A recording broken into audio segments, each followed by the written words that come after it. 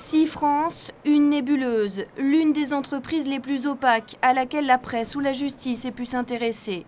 Sur ce qui se passe en interne, c'est l'omerta, car il existe une mainmise quasi totale de la CFDT, syndicat majoritaire, sur les affaires de l'entreprise.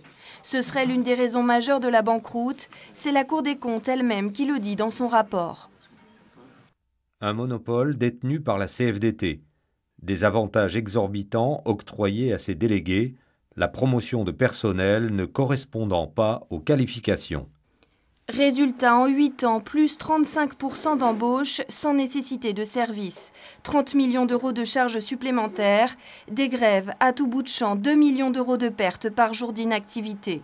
Une instruction est aussi en cours pour vol en bande organisée. Le montant des fraudes commises à bord des bateaux s'élève à 5 millions d'euros environ. Rien ne permet pour l'instant de désigner un coupable. Tous les syndicats, sauf la CFDT, se sont portés partie civile. Chose que tous les Calaisiens connaissent. Qu'est-ce qu'ils connaissent, les Calaisiens? Ils savent comment ça fonctionnait à l'intérieur de SeaFrance. Ils savent bien comment on pouvait sortir de l'alcool, de la nourriture, des parfums, etc., des cartouches cigarettes. Tout ça c'est connu sur la place publique.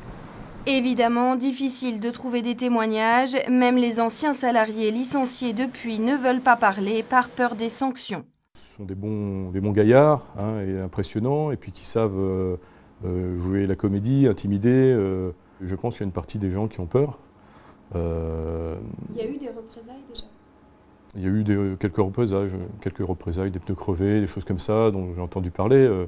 Face à tout cela, la SNCF a lâché prise. Elle n'a jamais souhaité s'immiscer dans les affaires de sa branche maritime, considérée depuis toujours comme un cadeau empoisonné. À chaque fois qu'on les rencontrait, c'était cela. On fait ce qu'on peut, mais enfin, vous comprenez, c'est pas notre métier. C'est ce que dit Guillaume Pépi aujourd'hui.